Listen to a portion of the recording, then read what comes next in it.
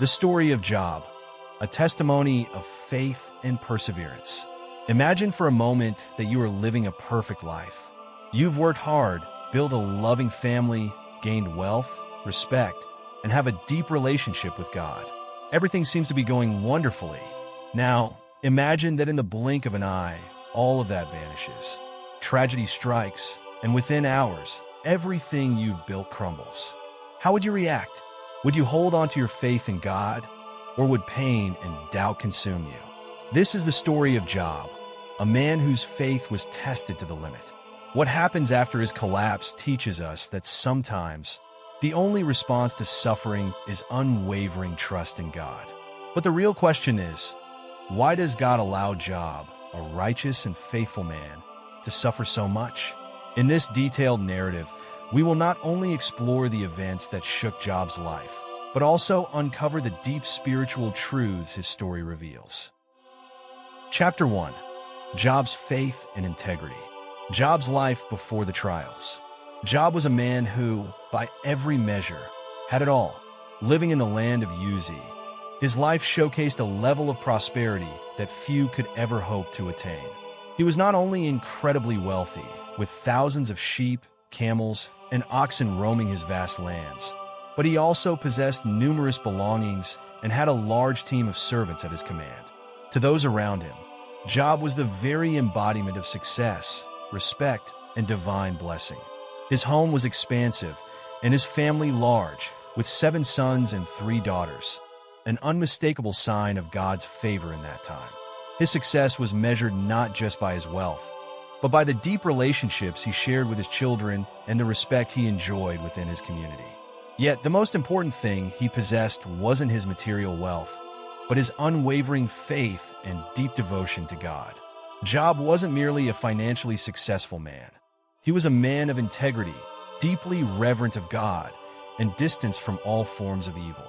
His righteousness was evident not only in his actions, but also in how he led his family spiritually. Every morning, Job faithfully offered sacrifices, not just for himself, but for his children as well. Aware of the temptations that could surround his offspring, he felt compelled to intercede on their behalf, fearing they may have sinned in their hearts, even in thought alone. This reverence for God, which moved him to take preventive measures for the potential faults of others, revealed the kind of man Job was: careful, devoted, and deeply committed to the spiritual purity of his household. He left nothing to chance. His relationship with God was his top priority, and his family his greatest concern. From an outsider's perspective, Job seemed to be living the perfect life. He had wealth, a united family, and a relationship with God that set him apart as a truly blessed man.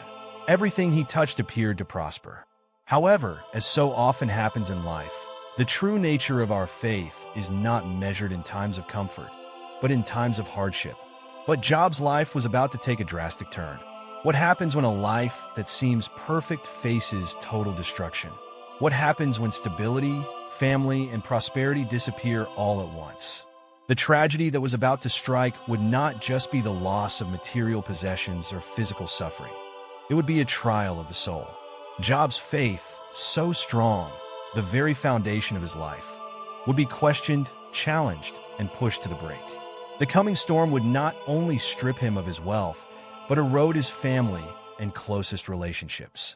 What's interesting is that Job's suffering wasn't due to any wrongdoing.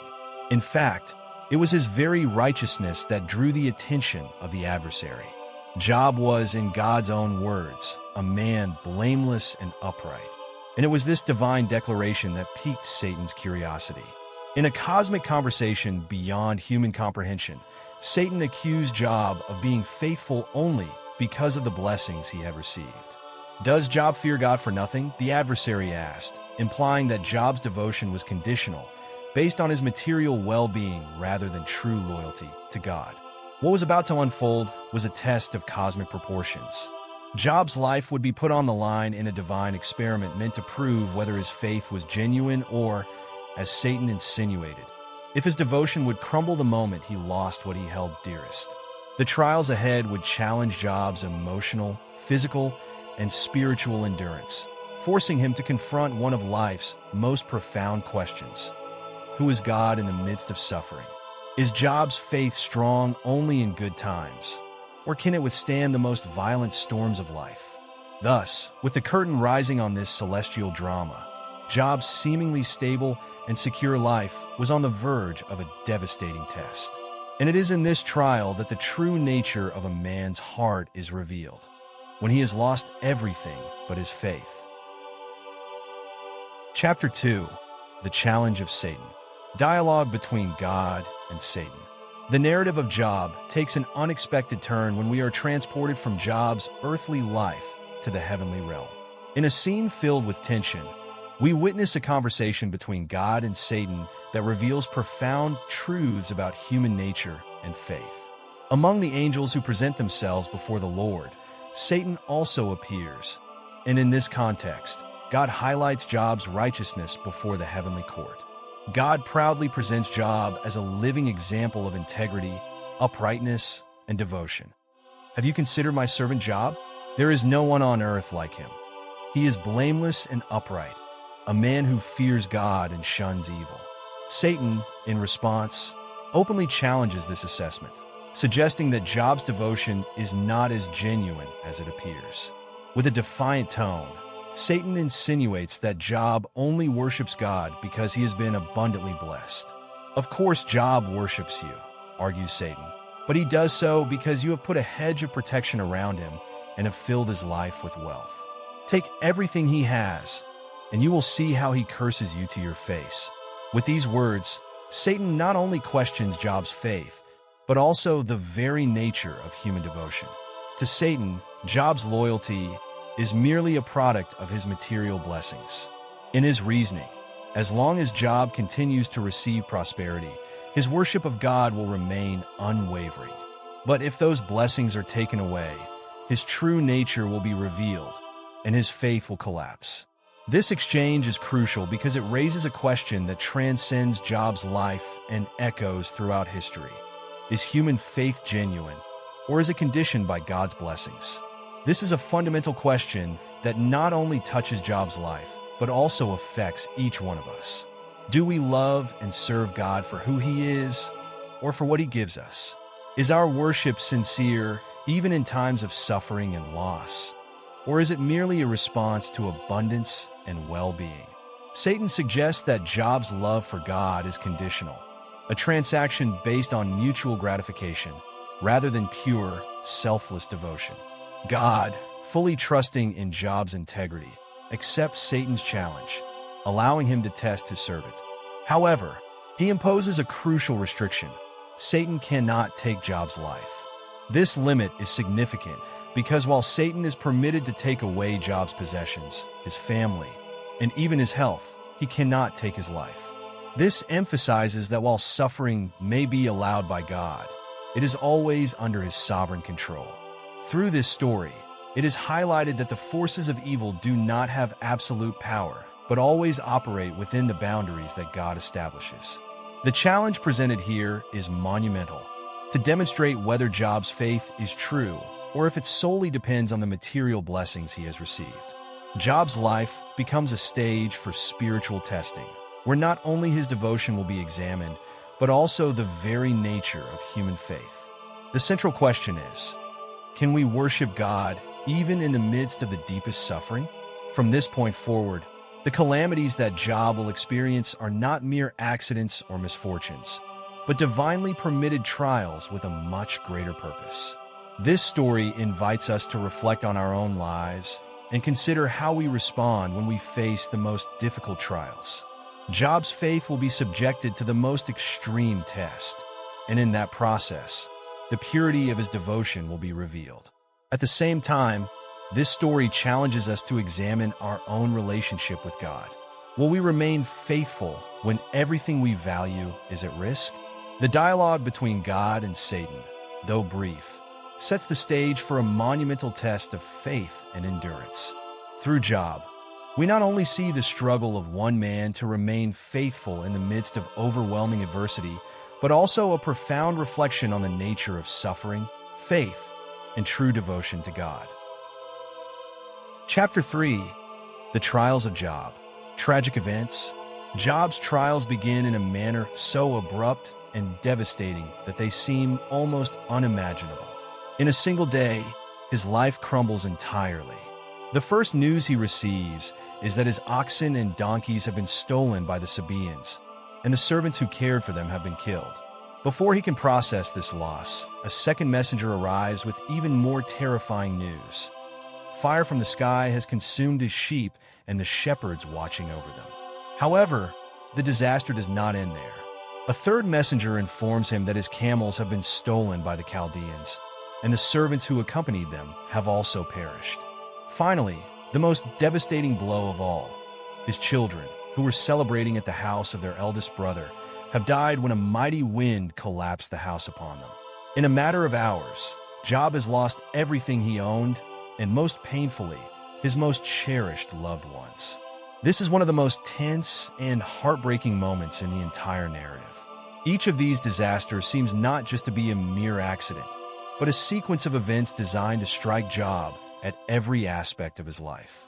They attack him materially and emotionally, breaking the foundations of his stability and happiness.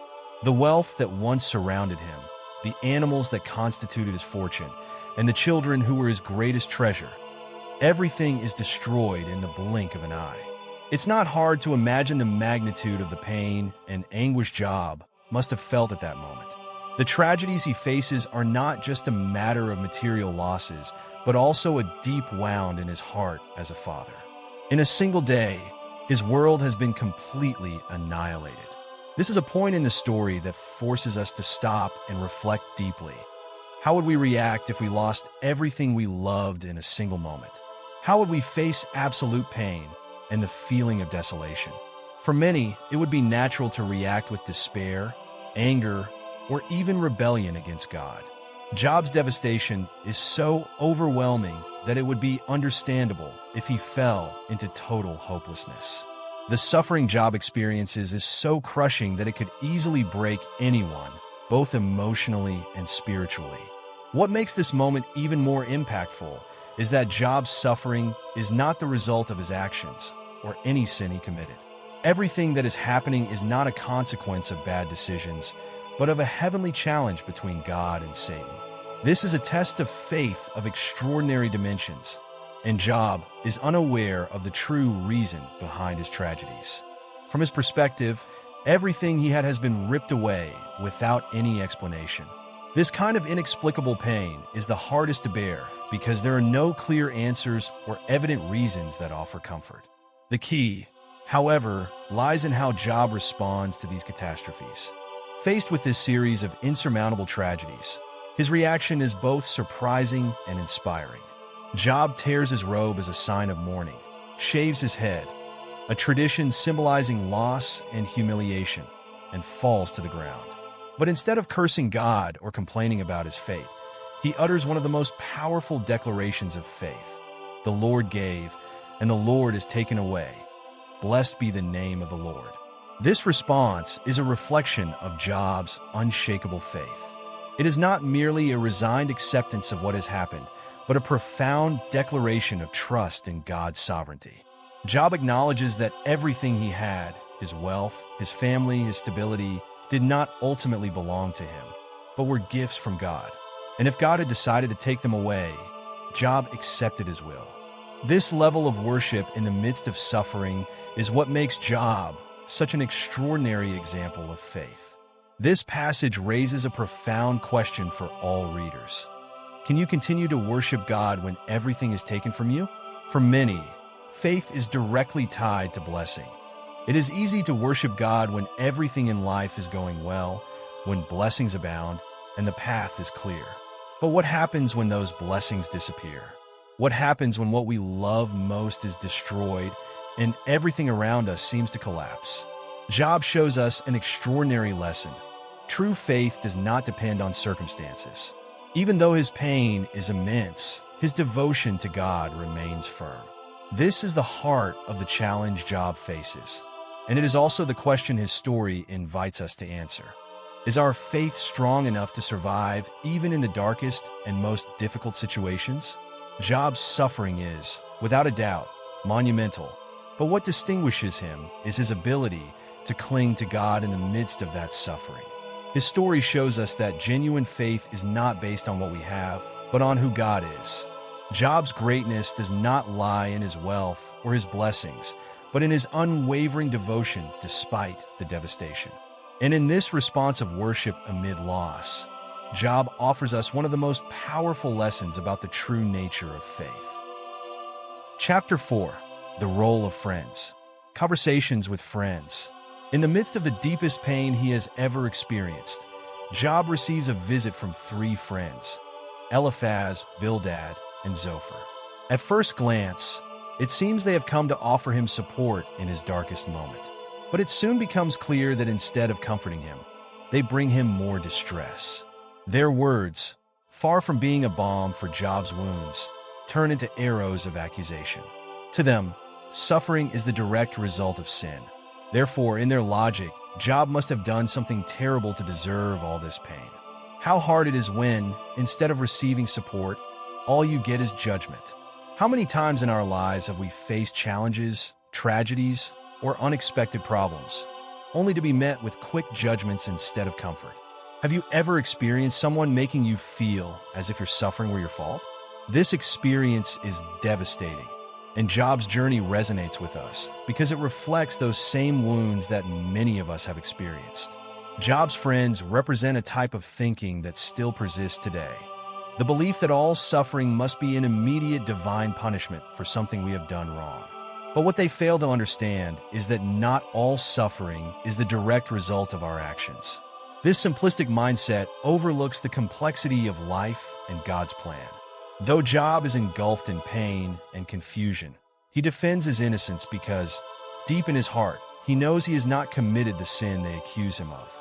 Job finds himself not only alone in his suffering, but also in his defense.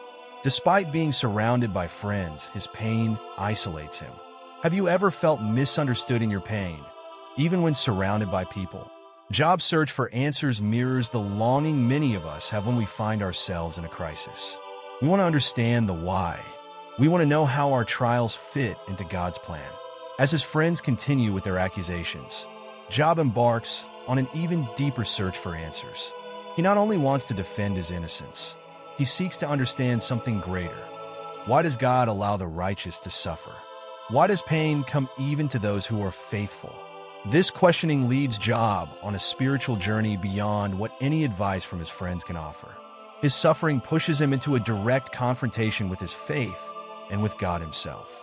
And this search for answers, this internal struggle, is the same one many of us face in our moments of greatest anguish. How do we respond when our beliefs are challenged by pain? Chapter 5. The Intervention of Elihu. Elihu's Ideas. While Job's friends continue insisting that his suffering must be the result of some hidden sin, a new voice emerges, one that had remained silent until now. Elihu, a young man who, although he has not spoken until this point, has been carefully listening to the conversations. Unlike Job's other friends, Elihu does not believe that Job's suffering is a direct punishment for his sins. Instead of accusing him, Elihu introduces a fresh and different perspective on suffering, which marks an interesting shift in the narrative.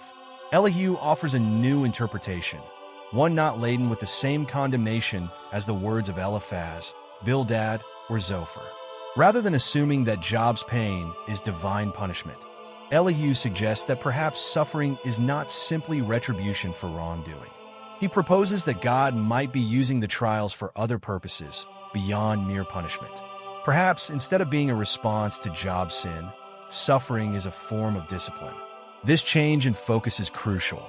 Elihu raises the possibility that God may be using these circumstances not to condemn, but to teach, to shape Job's character, and to purify his heart. In his speech, Elihu introduces an important idea. God uses suffering to guide and teach his children. Not all suffering is a sign of divine anger or punishment for wrongdoings.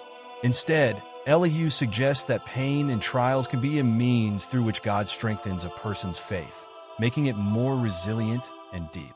It is a much more compassionate, yet more challenging view of suffering. According to Elihu, Trials can be seen as opportunities to grow, to learn, and to draw closer to God. God, like a loving father, may allow his children to experience difficulties not because he enjoys their suffering, but because he knows that those difficulties can lead to a deeper spiritual transformation. Elihu also points out that suffering may have a purpose beyond immediate human understanding. Sometimes what appears to be punishment or misfortune is actually preparation for something greater that God is planning. Perhaps Job cannot see the purpose behind his trials at the moment, but Elihu suggests that there may be a deeper meaning to it all. God is shaping and refining Job through this process like a blacksmith refines metal in the fire. Just as gold is purified in the crucible, the hearts of believers can be purified through the trials of life. Elihu challenges Job to consider the possibility that suffering is not just a burden to be endured, but a divine tool to grow his faith. This concept is profoundly encouraging because it implies that even in the moments of greatest pain, God is present, guiding and strengthening. For Elihu, suffering is a form of loving discipline, not a sign of abandonment. Through this suffering, God may be preparing Job for something greater, something he cannot yet fully understand. This viewpoint is revolutionary compared to the previous claims made by Job's friends. While the other three argued that Job's suffering was a direct consequence of some sin, Elihu opens the door to a more complex and nuanced understanding of human suffering. Instead of seeing it only as punishment, he sees it as an opportunity to learn and grow in faith. This idea raises important questions. Is it possible that our current trials are the way God is preparing us for something greater? Could it be that the difficulties we face today are shaping us to fulfill a higher purpose in the future? Elihu also invites us to reconsider our perspective on personal suffering. He challenges us to view our own trials not as a sign that we have failed or that God is angry with us, but as an opportunity for God to work on our character. Could we be going through difficult times because God is preparing us for a greater calling, one we cannot yet see? Elihu's approach encourages us to trust more deeply in God's purposes. Although Job does not fully understand why he is suffering, Elihu encourages him to consider that God, in his infinite wisdom, may be working in ways that Job cannot see or comprehend. This is a powerful reminder for all believers that, even though we do not always understand why we face difficulties, we can rest assured that God has a plan and a purpose for everything we experience. Even in the midst of the deepest pain, God remains sovereign and is using our trials for good. Thus, Elihu introduces a crucial teaching that resonates deeply with the lives of believers. While we cannot always control the circumstances around us, we can control how we interpret them. Elihu invites us to see suffering not as punishment, but as an opportunity to draw closer to God, to grow in faith, and to discover the divine purpose that is unfolding in our lives, even when we don't fully understand it. Chapter 6, God's Response. Majestic response. After chapters filled with anguish, unanswered questions, and a desperate search for the reason behind his suffering, God finally responds to Job. However, he does so in a way few expected. Instead of providing a detailed explanation of the reasons behind Job's pain, God responds with questions. These are not simple questions, but ones that challenge human understanding itself. He begins with one of the most profound. Where were you when I laid the earth's foundation? With this question, God not only places Job in a position of humility, but also reveals the vastness of his power and the depth of his wisdom. This exchange is one of the most striking moments in the entire narrative of Job. God doesn't need to justify his actions to man. Instead, he makes Job see the immensity of his creation and the mystery within his divine plan.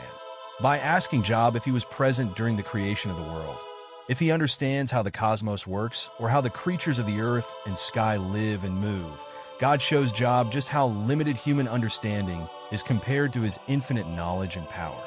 The scene is awe-inspiring, not only because God is speaking from a whirlwind, but also because of the tone he uses, one that blends both severity and care. God does not minimize Job's suffering. But in his majestic response, he reminds Job that there are things he simply cannot understand. The central question here is not about suffering itself, but about the nature of trust in God. God is essentially saying, "Trust me, even when you don't understand." This moment is crucial because it highlights an important truth for all of us. We will not always have all the answers to our questions about pain and suffering. As human beings, we are limited by our finite understanding, whereas God operates from an eternal and omniscient perspective. God's questions serve not only to correct Job, but also to remind him that the world is far more vast and complex than he can perceive. This has a direct application to our own lives. Often, in the midst of pain or confusion, we want immediate and clear answers, but God asks us to trust in his plan, even when the answers are not evident. It is a powerful reminder that God's sovereignty transcends our capacity for comprehension. When facing our own trials, we may feel tempted to demand answers or seek reasons for why certain things happen to us. But as we see in God's response to Job, it's not always about having an explanation.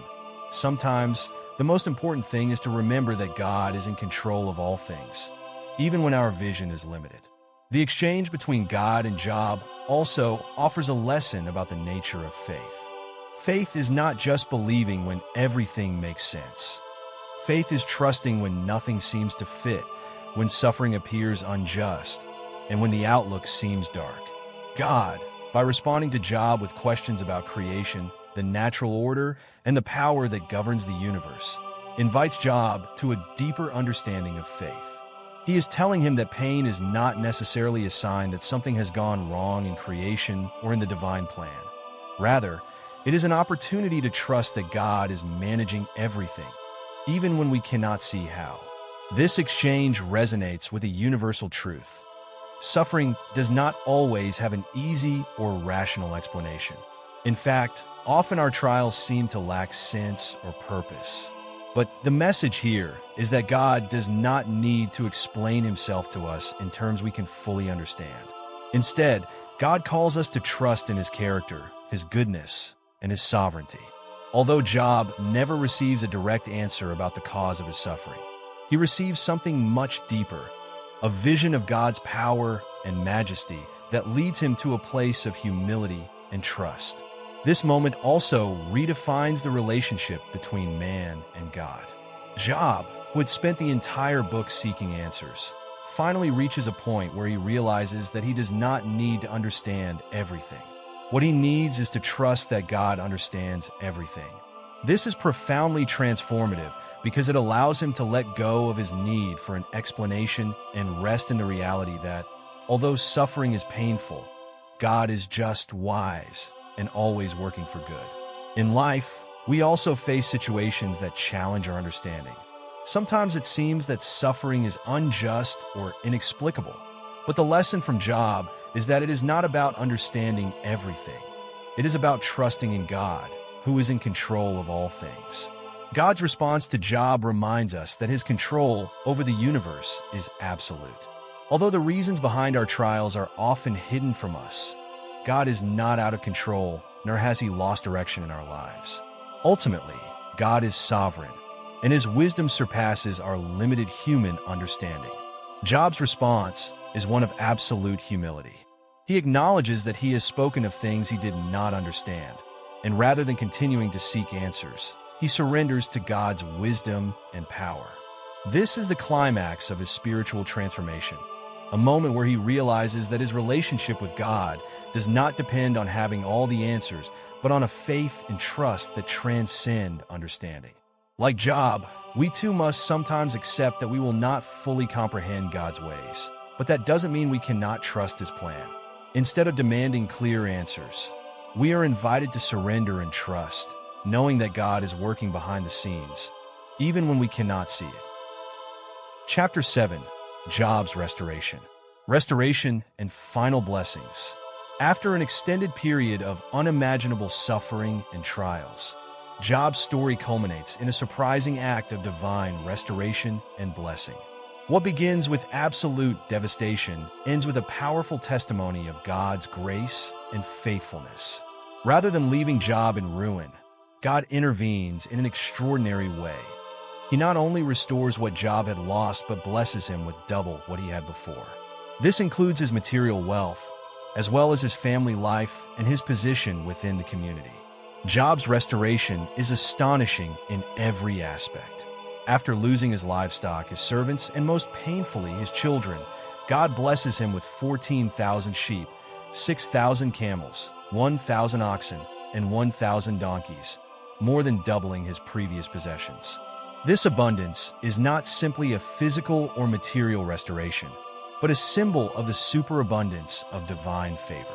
Furthermore, God grants him a complete family once again, 7 sons and 3 daughters, who are described as the most beautiful in all the land. This detail is significant, as Job's daughters are not only praised for their beauty, but also receive an inheritance alongside their brothers, which was unusual in the tradition of the time. This reflects the value God places on all members of Job's family, regardless of gender. This act of restoration has deep meaning beyond the material. It's not simply about returning to Job what he had lost as a reward for his patience and perseverance. It is a manifestation of God's grace, which flows abundantly toward those who remain faithful despite the hardest trials. Through his pain, Job not only kept his faith, but was spiritually transformed. The restoration and blessings he receives in the end are a testimony to the redemptive nature of suffering when faced with faith and trust in God. Job is not only rewarded, but is a changed man. His understanding of God has expanded, and his character has been shaped by the experience. The double portion of blessings Job receives can also be seen as an expression of divine justice. Though Job never sinned or cursed God during his affliction, his suffering was profound and his loss devastating. Job's restoration is an affirmation that God is not only aware of our trials, but also has the power and will to reverse the darkest circumstances. Job's suffering, though not caused by his own actions, became the ground upon which God worked to perfect his faith and bring him into a deeper relationship with him. Moreover, the fact that God gives Job another 7 sons and 3 daughters reflects that God's restoration is neither partial nor incomplete. God restores what mattered most to Job, his family, which had been destroyed in the course of the trials. The narrative does not forget the pain of losing his previous children, but God's grace fills that void with new blessings, while the memory of the children he lost is not erased, but honored by the story. Another key aspect of this final restoration is Job's spiritual growth. Throughout the narrative, Job moves from a position of anguish, struggle, and searching for answers to a deep acceptance of God's sovereignty and wisdom. His suffering brings him to a place of humility and total dependence on God, and it is this growth that paves the way for the final blessings he receives. Job is not only restored in material terms, but also spiritually restored, now with a better understanding of God's character and his plan, though it remains a mystery in many ways. Job's restoration also offers a universal lesson. Sometimes, when we face suffering, we may feel that all is lost and that we will never recover what we've lost. But the story of Job teaches us that God can restore even the most painful and devastating losses. We don't always know when or how that restoration will come, but God is faithful, and when it does come, his blessings are complete and abundant. Job's restoration does not erase his suffering, but it transforms it, showing that even the darkest periods can be the prelude to a season of abundance and grace. Finally, the conclusion of Job's story reminds us that suffering is not the end of the story. God has the power to transform our trials into powerful testimonies of his grace and faithfulness. Job's restoration and blessings serve as a reminder that, although pain and trials are real and sometimes devastating, God holds the final chapter of our lives. And in that final chapter, as we see in Job's life, God's grace, love, and restoration always have the final word. Final reflections. The story of Job is not just a tale about suffering and loss, but a profound lesson about the nature of true faith and one's relationship with God. At its core, this story raises fundamental questions about the human condition. How do we respond when everything we love and value is taken from us? Does our faith in God depend on our material blessings? Or can it endure even the most devastating trials? Job serves as a model of perseverance, not because he was perfect or didn't struggle with his suffering, but precisely because, in his fragility and humanity, he chose to remain faithful. The fact that even in the midst of his anguish, he never cursed God nor abandoned his faith reveals that his relationship with God was not based on what he had but on who God is. This truth is perhaps one of the most important lessons in the narrative. Job did not understand the reason for his suffering. In fact, much of the story is a dialogue between Job, his friends, and God, searching for answers that, from a human perspective, are never fully satisfied. God never gives Job a direct explanation of why he had to endure such trials, and this is intentional. It reminds us that in our own lives, suffering does not always have a clear or simple explanation. However, the story of Job challenges us to accept that we don't always need answers. What we truly need is the trust that God is working, even when we don't understand. Job's faith, then, is a living testimony of perseverance and trust in divine sovereignty. Though his friends tried to convince him that he must have sinned in some way to deserve such punishment, Job stood firm in his integrity, seeking answers directly from God. This attitude resonates with a universal truth. True faith is not the kind that fades in the face of suffering, but the kind that remains strong, even when all seems lost. The purpose behind all of Job's suffering transcends the pain itself. Through the most extreme trials, Job emerges with a deeper understanding of God. At the end of the story, after God responds from the whirlwind, Job does not receive detailed answers about his suffering, but he does gain a broader vision of the greatness and mystery of God's divine plan. It is through this understanding that Job finds peace, as he realizes that his suffering, though painful and seemingly unjust, was part of something far greater than himself. Job's suffering becomes an instrument of teaching and spiritual transformation, not only for him, but for all who read his story. The story of Job also serves as a reminder of the transformative power of faith in the midst of pain. In his journey, Job discovers that although life can crumble at any moment and injustice may seem to prevail, a relationship with God is the one thing that remains constant and trustworthy. This truth applies to him as well as to us. In our own lives, when we face challenges and losses, we are invited to follow Job's example, to remain faithful, trust in God's sovereignty, and recognize that even in trials, God is working for a greater purpose. Moreover, Job's final restoration serves as a powerful symbol of the redemption that comes after suffering. We may not always see restoration in this life the way Job did, but his story gives us hope that, at the end of our trials, God has the power to restore what was lost, whether in this life or in eternity. Job's restoration does not erase his pain, but it transforms it, showing that suffering is not the end of the road for those who trust in God. Job teaches us that true faith does not depend on our circumstances, but on an absolute trust in God, regardless of what happens to us. In the end, Job's story is a testimony to God's faithfulness. Despite the pain and doubts, God never abandoned Job, and the restoration he received is proof of divine grace and favor. While we may not always understand the reason for our suffering, we can trust that God is working behind the scenes, shaping us, perfecting us, and preparing us for a greater purpose. Job's story resonates with all those who have suffered, lost, or questioned the purpose of their trials. It reminds us that while suffering is an inevitable reality in life, we are never alone in our pain. God is present, even in the darkest moments, and through our faith, we can emerge from trials stronger, wiser, and more deeply connected to the Creator. If this video has touched your heart, I invite you to give it a like, subscribe to our channel, and leave your comments. Share this message with someone who may need it today. See you in the next video, and may God bless you abundantly.